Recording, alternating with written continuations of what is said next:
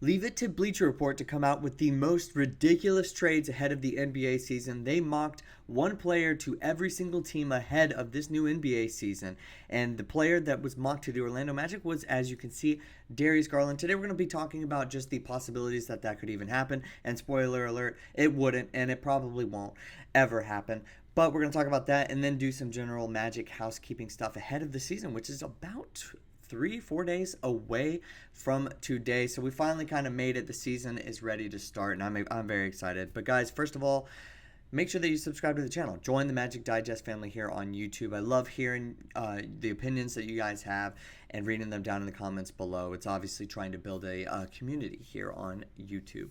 But let's get into exactly what this trade was about, why Bleacher Report decided that Darius Garland was going to be somehow a fit on the Orlando Magic. Here is the reasoning. The Orlando Magic have one of the most exciting young cores in the NBA. I would agree there. With a pair of 6'10 forwards with all NBA upside in Franz and Paolo. But that potential is translating to team-wide success on the defensive end of the floor a lot quicker than it is on the other.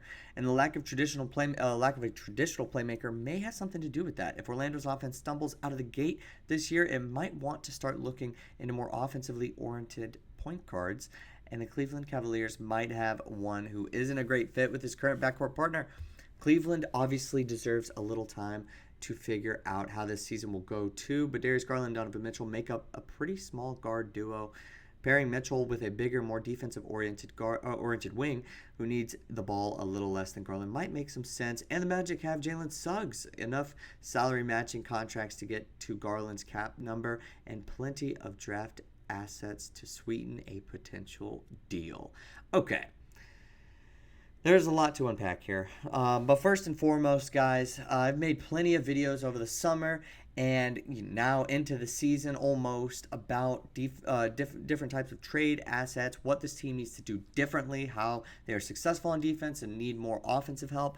But this is kind of where I draw the line. I was wrong about the Wendell Carter Jr. thing. He was just extended. I was wrong about a handful of other things. I entertained some of the other players that Bleacher Report, Sports Illustrated, anybody else who is out there printing, writing articles has mocked to the Orlando Magic as far as trades, anything of that nature. I have entertained it.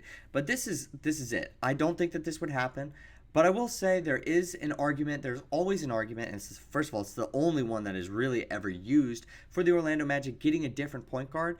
And it's, hey, we have enough defense, so let's go get something offensively to help us. Did you see the last year's playoff series? Well, the Orlando Magic need more offense, right?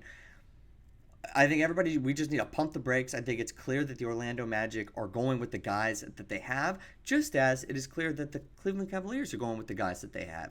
The two teams that probably had the most similar off seasons, I would say, are probably the Cavs and the Magic. Ironically, they obviously played in the first round of the playoffs last year, but they pretty much both just said, let's run it back.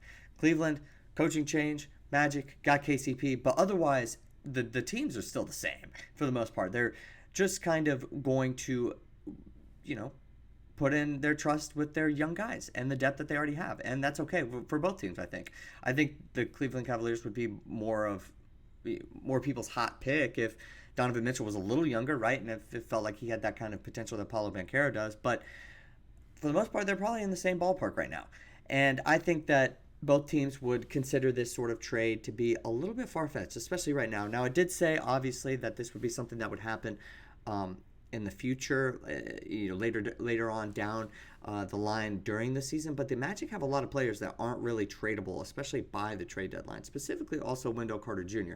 And with a lot of those guys, re-signing, I know it's a business and everything like that. I just don't see any of that happening, any of those players getting traded.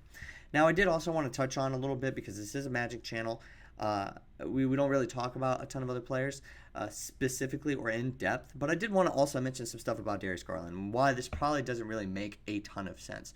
One is, I think he's really just trying to get his career upstarted after last year, and I think a change of scenery might be the move, but I think staying with Cleveland right now is probably what he wants to do.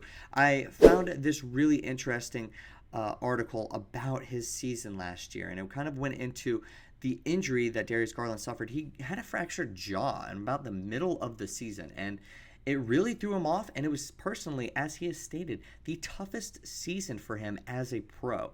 I don't really think that that's going to translate into him wanting to leave the Cavs. I think getting to lean on Donovan Mitchell, I think could bring him back into the fold a lot easier. And I think last year, while they were still trying to figure different things out, I think he still likes to be on the Cavs. He's 24 years old, so he's obviously very young and not looking to, resurrect his career. I think it's just re-energize. I think you could do that with the same team that you were on. And I don't really think that that's too ridiculous to say. Now, there are some real concerns, obviously, with his points per game production and different things like that. As far as like what he ended up having to do, he obviously played not as much as he would have liked to, but he still had 18 points per game and 6.5 assists, and his shooting splits were still pretty decent. This is stuff that you got to think, hey, I can do it here on the Cavs, and I think that that's what the team believes. Also, not to mention, they have a new coach, another philosophy that could potentially help those guys and make it work. I don't really see a trade here from the Cavs' perspective, especially. Now, that brings me into the Magic's perspective. I've obviously said 100 different times now in this video alone that this trade is probably not going to happen, but I did want to touch on just some different things that are going on with the Orlando Magic. Jalen Suggs has not been extended or, re-signed. He hasn't had his contract extension, his rookie scale extension, and that is slightly concerning, I would say right now. I did have some stuff pulled up. I have articles from Sports Illustrated, Orlando Magic Daily, Hoops Rumours, and ESPN that are all saying that, hey, would be shockwaves, going around like the insides of the NBA if Jalen Suggs and the Orlando Magic weren't going to be able to come to a deal ahead of the start of the season. Obviously, then that's the deadline. It still hasn't happened. Now we're on watch right now. I'm watching every single day. I got my stuff on notifications. It could end up happening like while I'm recording this video, if I'm being just completely honest. But I'm waiting on the news that he has been signed or extended, and it just hasn't come yet. So we're waiting. I'm waiting with bated breath. I'm probably a lot more nervous when it comes to the weekend rather than like a Friday. But I'm still watching, still looking. That is a big piece of this. If Jalen Suggs were to not be extended or something of that nature, and this team felt like they wanted to move on, that's when this door could open. But as far as the rest of this team, they re-signed everybody. They ran it back. They said, these are our guys. And Jeff Weltman has said, while he's open, after his media day comments, to making a trade like that could potentially vault this team into NBA title contention or, competing with a team like the Celtics in the Eastern Conference, he is going to stick by his guns. His mantra has been, we're building through the draft. We're building with the guys that we have. Depth over paying a guy a bag in the free agent market. So I don't really know exactly if I see him making a deal, especially if we're still just trying to figure out where Jalen Suggs is. But that is obviously something to watch. Guys, let me know what you think down below in the comments section.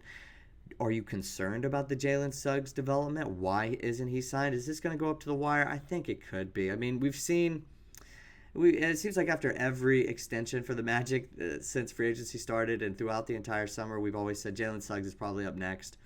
Or they were just trying to get those out of the way. Now they can work on Jalen Suggs. We'll see, but is this going to come down to the wire? Is this going to get done? I would love to hear from what you guys have to say in the comments below. And obviously, tear apart that Darius Garland trade. I don't think that there is a chance ever that is going to happen as of right now. But I've been wrong. I've been wrong. But as it looks right now, I don't think it would happen. But that's all the time I have for you guys today. I will see you guys next time with more Orlando Magic basketball content. Thank you so much for watching.